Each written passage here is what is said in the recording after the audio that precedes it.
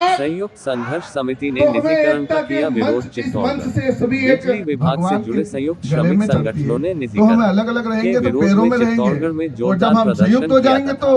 मुख्यमंत्री के नाम जिला कलेक्टर को एक ज्ञापन सौंपा था। निजीकरण का विरोध किया है। निजीकरण को लेकर सभी श्रम संगठनों की ओर से संयुक्त संघर्ष समिति बनाई गई है तथा इसको लेकर प्रदर्शन किया जा रहा है। जानकारी देते हुए श्रमिक नेता विमल जैन ने बताया कि राजस्थान संघर्ष समिति की ओर से निजीकरण सहित अन्य दो मांगों को लेकर प्रदर्शन किया जा रहा है तथा बिजली विभाग के निजीकरण का विरोध किया जा रहा है। निजीकरण के साथ ही ओल्ड पेंशन स्कीम को शीघ्र लागू करने की मांग की गई है। साथ ही डिस्कॉम के कर्मचारियों की पॉलिसी बनाने की मांग है। इन मांगों को लेकर धरना प्रदर्शन किया गया तथा मुख्यमंत्री को ज्ञापन देकर उनकी मांगें पूरी करने की मांग की। इस मामले को लेकर क्या कहा श्रमिक नेताओं ने? कोई फील्ड में प्राइवेट दौड़ रहा होगा, कोई पकड़ के लेके हमको समझाए कि आपको यहाँ पे आना है, आपको सबको एक साथ रहना है। मैं कुछ ज्यादा बोल गया तो माफी चाहूंगा। मेरे से अग्रज भी बैठे हैं, उनके पास ज्ञान का सागर है, पर मैंने मन की भावना रखी है आपके सामने। और इसमें आप संयुक्त रूप से अब जो साथी बच चुके हैं उनको भी बुलाएं और एक मंच के माध्यम से हम इनको यहाँ बैठना है। हमारे एसी साहब को हम ज्ञापन देंगे, उसके बाद हम कलेक्टर साहब को ज्ञापन देंगे। इसके माध्यम से सरकार को एक मैसेज जाएगा।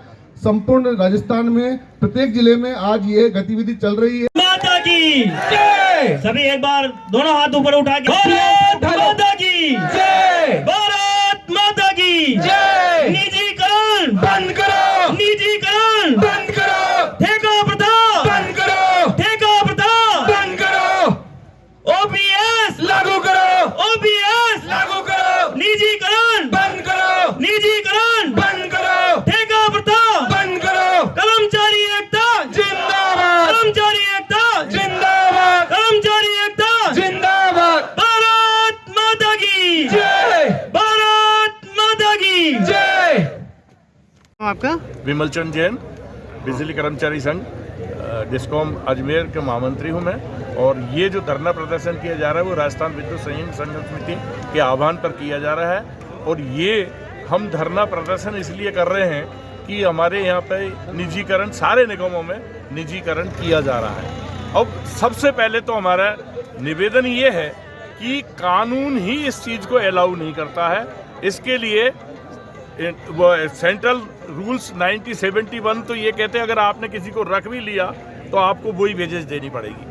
और कॉन्ट्रैक्टर रेगुलेशन एवोल्यूशन एक्ट 1970 जो है वो ये कहता है कि नियमित प्रकृति का कार्य ठेके पे नहीं दिया जा सकता है। उसके बावजूद भी इनकी हठधर्मा से ये इनको ठेके पे दे रहे हैं। अब इस संबंध में ठेके से पूर्व में भी हमारा राजस्थान राज्य विद्युत मंडल था जिसको विभक्तीकरण करके और 5 डिस्कॉम उसमें बनाए गए थे।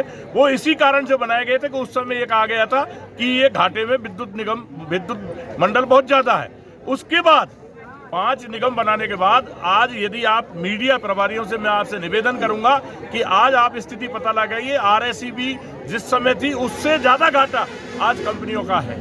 इसके लिए आज जिस तरह से कोटा में KDL कंपनी को ठेका दिया हुआ है, भरतपुर में दिया हुआ है, जहाँ भी दिया हुआ है वहाँ आप आज की तारीख में वहाँ की पब्लिक से पूछ सकते हैं वो कितनी परेशान है। क्योंकि कॉन्ट्रैक्टरशिप आने के बाद आपके आज ग्रिड सब स्टेशन से कंप्लेंट FRT जो है उसको ठेके पे दिया हुआ है। सर्वविदित है, ऊपर से नीचे तक सारे अधिकारियों को मालूम है कि शर्तों के अनुसार कितने कर्मचारी कार्य पे होने चाहिए। उनके आधे भी नहीं रहते लेकिन उनके बिल पूरे पास होते रहते हैं। ये भी एक प्रमुख कारण हमारी जो घाटे में जाने का है। अब घाटे की यदि बात करें तो मैं आपको अजमेर डिस्कॉम का एक अलग से बता देता हूँ कि अजमेर डिस्कॉम आज की तारीख में 900 करोड़ रुपए लगभग फायदे में है। उसके बावजूद भी अगर घाटे की बात करते हो तो अजमेर डिस्कॉम को दिए जाने का क्या औचित्य है? आप इसको निजीकरण में दिए जा रहे हैं तो निजीकरण से कोई फायदा हो तो मैं कहता हूँ गवर्नमेंट है, प्रशासन है, वो जिस तरह से आप किसी तरह की फ्री योजनाएं पब्लिक को लागू करते हैं उस तरह की आप बाकायदा पब्लिसिटी से मीडिया के माध्यम से आप ये बताइए कि इस निजीकरण से ये फायदा हो जाएगा। और इसके बाद ये हम गारंटी लेते हैं कि इस निजीकरण के बाद इतने साल के बाद ये प्रॉफिट में आ जाएगा। वो इस चीज को जब तक स्पष्ट नहीं करेंगे हमारा प्रबल विरोध रहेगा। अब दूसरी बात हमारी है ओल्ड पेंशन स्कीम। 2023 के अंदर ओल्ड पेंशन स्कीम लागू करने के आदेश राजस्थान गवर्नमेंट ने कर दिए गए थे और उसकी पालना में राजस्थान गवर्नमेंट के आदेश की पालना में सारे निगमों ने उस आदेश को अडॉप्ट कर लिया था और आदेश भी जारी कर दिए गए। लेकिन बड़ी विडंबना है कि 1 साल से ऊपर गुजरने के बावजूद भी अभी तक हमारे जीपीएफ अकाउंट नंबर नहीं खोले जा रहे हैं, ना हमारा जीपीएफ काटा जा रहा है। जबकि आप देखिए डिफरेंसेस कितना है कि जो आदमी रिटायर्ड हो गया, जो आदमी एक्सपायर हो गया, उसको आपने ओपीएस लागू कर दी।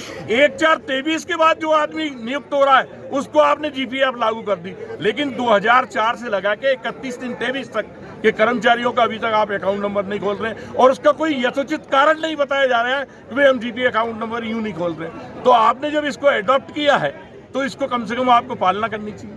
तीसरी, हालांकि इसमें नहीं है, लेकिन तीसरी भी मैं आपको बता देता हूं, लोगों की मूल समस्या ये भी है जो इंटर डिस्कॉम स्थानांतरण है, जिसके लिए राजस्थान गवर्नमेंट ये आदेश दे चुकी है स्पष्ट रूप से निगम प्रशासन को कि आप इंटर डिस्कॉम स्कीम बना करके और आप हमारे पास भेज दें। इंटर डिस्कॉम के लिए इसलिए जरूरी है कि आज कम से कम मैं जहाँ तक समझता हूँ निगमों में 2-2.5 हज़ार से ऊपर वर्कर जो है एक्सपायर हो चुके हैं और वो इसी वजह से हो चुके हैं कि अब एक तरफ जब ओपीएस लागू की गई थी तो माननीय गहलोत साहब ने ये कहा था कि बुढ़ापे की लाठी हम इनको सौंप रहे हैं, इसलिए हम ओपीएस लागू कर रहे हैं। तो आज जो आदमी इधर उधर काम कर रहा है, क्या उनके बूढ़े माँ बाप नहीं हैं? वो इतनी दूर रह करके उनकी सेवा कैसे कर सकता है? क्यों उनको उनका जो है पालन पोषण कर जो किया है तो उसके हिसाब से वो भी उनकी सेवा के लिए क्यों नहीं तत्पर हो और उनको सेवा का लाभ क्यों नहीं दिया जाए? तो ये भी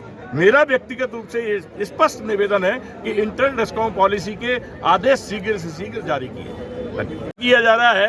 राजस्थान विद्युत संघर्ष समिति की ओर से इसमें एक तो काम है हमारा निजीकरण, जो निजीकरण किया जा रहा है इसका विरोध किया जा रहा है। दूसरी जो old pension scheme Rajasthan government ने आदेश कर दिए थे उसको लागू इन्होंने एडॉप्ट भी कर लिया है, लेकिन अभी तक जीपीएफ अकाउंट नंबर नहीं खुले हैं। जबकि इसी अवधि के लोग जो एक्सपायर हो गए, जो रिटायर्ड हो गए हैं, उन सबको पेंशन योजना लागू कर दी गई है। और तीसरा ये इंटर डिस्कॉम है जिसमें कर्मचारियों का पॉलिसी बनानी है केवल सरकार को, सरकार आदेश कर चुकी है, इसलिए प्रशासन उनकी भी तुरंत पॉलिसी बना करके जारी करे। मैं नरेश कुमार चावला, राजस्थान संघर्ष समिति की तरफ से मैं आज जो संघर्ष धरना दिया जा रहा है, इससे हमारे कर्मचारियों अधिकारियों को निजीकरण में जाने से जो पूर्ण रूप से नुकसान हो रहा है उसके विरोध में हम संघर्ष कर रहे हैं। और इससे प्राइवेटाइजेशन जो है, निजीकरण जो है बढ़ता ही जाएगा, इसकी कोई संभावना नहीं है कि ये रुकेगा।